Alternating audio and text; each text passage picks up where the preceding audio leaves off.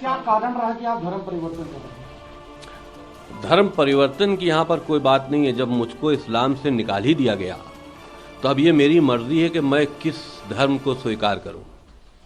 सनातन धर्म दुनिया का सबसे पहला मजहब है, पहला धर्म है, और जितनी उसमें अच्छाइयाँ पाई जाती हैं, इंसानियत पाई जाती है, हम ये समझते हैं किसी और दूसरे धर्म में नहीं है। और इस्लाम को हम धर्म समझते ही नहीं हैं।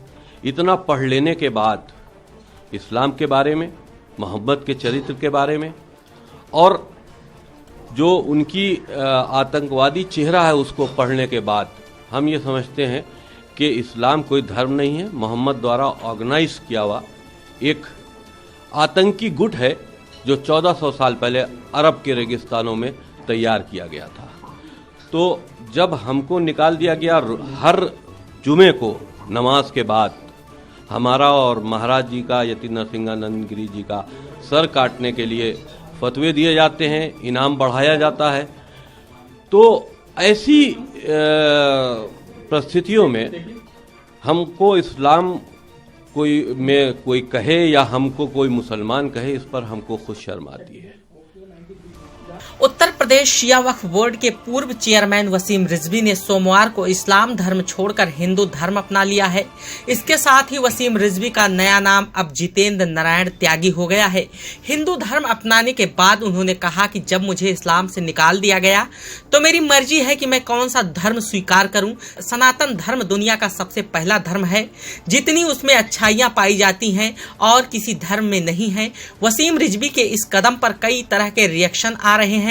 इस कड़ी में आइए अब करीने से जान लेते हैं कि वसीम रिजवी कौन है और उन्होंने क्यों इस्लाम छोड़कर सनातन धर्म अपनाया है। साल 2017 में योगी सरकार के सत्ता में वापसी के बाद रिजवी का पूरी तरह मनोभाव परिवर्तित हो गया। यूं कहें तो इस्लाम से मोह भंग होने लगा। इसका आलम यह रहा कि इन्होंने देश की 9 मस्जिदों को हिंदुओं को सौंप दिए जाने की बात बड़े जोर शोर से उठाई। इसके अलावा कुतुब मीनार परिसर में स्थित मस्जिद को हिंदुस्तान की धरती का कलंक बताया। मदरसों की तालीम को आतंकवाद से जोड़ा। वही कुरान की 26 आयतों को हटाने के लिए सुप्रीम कोर्ट में जनहित याचिका भी दायर की, जिसके बाद शिया और सुन्नी समुदाय के उलेमाओं ने फतवा देकर उन्हें इस्लाम से खारिज कर दिया। इस पूरे घटनाक्रम का नतीजा ये रहा कि वसीम रिजवी के परिवार के लोग भी वसीम के खिलाफ हो गए। उनकी माँ भाई ने भी उनसे अपना नाता तोड़ लिया। वहीं वसीम रिजवी की निजी जिंदगी और फैमिली बैकग्राउंड पर नजर डालें तो इनका जन्म शिया मुस्लिम परिवार में हुआ था। उनके पिता रेलवे में कर्मचारी थे, लेकिन जब वे 6ठी कक्षा में पढ़ रहे थे तब उनके पिता का देहांत हो गया। उसके बाद वसीम रिजवी और उनके भाई बहनों की जिम्मेदारी उनकी माँ पर आ गई। वसीम रिजवी अपने परिवार में सबसे बड़े थे। परिवार की जिम्मेदारी बढ़ती देख वसीम रिजवी 12वीं तक की पढ़ाई करने के बाद सऊदी अरब चले गए, जहां उन्होंने एक होटल में नौकरी की। उसके बाद जापान और अमेरिका में भी काम किया। कुछ दिनों बाद पारिवारिक वजहों से वे फिर लखनऊ वापस आ गए। यहीं से उनके राजनीतिक करियर की शुरुआत हुई और शिया धर्मगुरु कलवे जव्वाद के करीब आ गए, जिसका आलम यह रहा कि शिया वक्फ बोर्ड के अध्यक्ष बनाए गए। रिजवी ने कुल 2 शादियां की हैं। उनमें से पहली पत्नी से 3 बच्चे हैं, जिनमें 2 बेटियां और 1 बेटा शामिल है। इन तीनों बच्चों की शादी हो चुकी है। रिजवी के विवादों की बात करें तो उनका विवादों से पुराना और गहरा नाता रहा है। साल 2003 में जब यूपी में मुलायम सिंह यादव मुख्यमंत्री बने तो वक्फ मंत्री आजम खान की सिफारिश पर सपा नेता मुख्तार नफीस को शिया सेंट्रल वक्फ बोर्ड का चेयरमैन बनाया गया। लेकिन नफीस के कार्यकाल में लखनऊ के हजरतगंज में एक वक्फ संपत्ति बेचे जाने पर विवाद खड़ा हो गया, जिसका मौलाना कलवे जव्वाद ने कड़ा विरोध किया।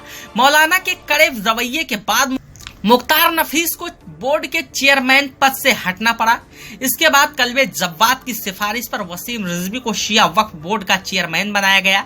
साल 2007 में विधानसभा चुनाव के बाद मायावती की सरकार बनने पर वसीम रिजवी ने सपा छोड़ बसपा का दामन थाम लिया। साल 2009 में शिया सेंट्रल वक्फ बोर्ड ने अपना 5 साल का कार्यकाल पूरा किया।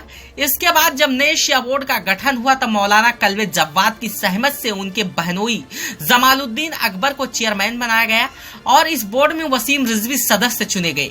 यहीं से वसीम रिजवी और मौलाना कलवे जव्वाद के बीच सियासी वर्चस्व की जंग तेज हो गई। साल 2010 में शिया वक्फ बोर्ड पर भ्रष्टाचार करने का आरोप लगा और तत्कालीन चेयरमैन जमालुद्दीन अकबर को अपना इस्तीफा देना पड़ा। आलम यह रहा कि एक बार फिर वसीम रिजवी शिया वक्फ बोर्ड के अध्यक्ष पद पर काबिज हुए। 3 साल के बाद साल 2012 में सत्ता परिवर्तन हुआ और सपा सरकार बनने के 2 महीने बाद 28 मई को वक्फ बोर्ड भंग कर दिया गया। वसीम रिजवी आजम खान से करीबी नाते के चलते साल 2014 में वक्फ बोर्ड के चेयरमैन बन गए, जिसे लेकर मौलाना कल्बे जब्बात ने सपा सरकार के खिलाफ मोर्चा खोल दिया। बावजूद इसके आजम खान के सियासी प्रभाव के चलते वसीम रिजवी वक्फ बोर्ड के अध्यक्ष पर बने रहे। साल 2017 में सत्ता परिवर्तन होने के बाद वसीम रिजवी ने अपने राजनीतिक तेवर भी पूरी तरह बदल दिए और शिया वक्फ बोर्ड के चेयरमैन के तौर पर अपना कार्यकाल 18 मई 2020 तक पूरा किया। इस दौरान वसीम रिजवी पर कई वक्फ संपत्तियों में भ्रष्टाचार करने के आरोप लगे, जिसे लेकर तमाम FIR भी दर्ज कराई गई। कल्बे जब्बात के प्रभाव में योगी सरकार ने वक्फ संपत्तियों पर हुए अवैध कब्जे की जांच CBCID के हवाले कर दी। अब यह मामला CBI के हवाले है। सूबे के 5 जिलों में धांधली के मामले में वसीम रिजवी समेत कुल 11 लोगों पर मुकदमा दर्ज किया गया है। तब से उनकी दोबारा वापसी चेयरमैन के तौर पर नहीं हो पाई है। फिलहाल वे अभी भी शिया वक्फ बोर्ड के सदस्य बने हुए हैं। गौरतलब है कि वसीम रिजवी सोमवार को गाजियाबाद के देवी मंदिर में इस्लाम धर्म छोड़कर हिंदू धर्म अपना लिया है। आइए सुनते हैं कि उनका अपने बारे में क्या कुछ कहना है। क्या कारण रहा कि आप धर्म परिवर्तन कर रहे हैं? धर्म परिवर्तन की यहाँ पर कोई बात नहीं है। जब मुझको इस्लाम से निकाल ही दिया गया तो अब ये मेरी मर्जी है कि मैं किस धर्म को स्वीकार करूं।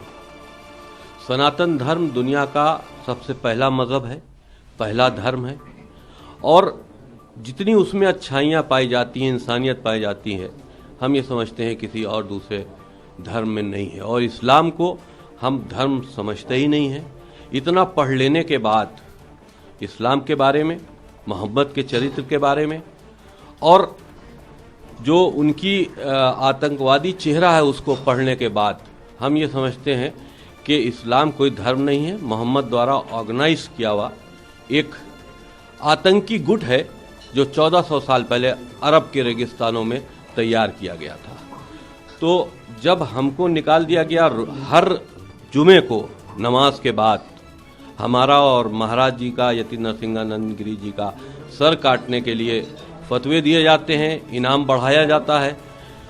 तो ऐसी परिस्थितियों में हमको इस्लाम कोई कहे या हमको कोई मुसलमान कहे, इस पर हमको खुद शर्म आती है।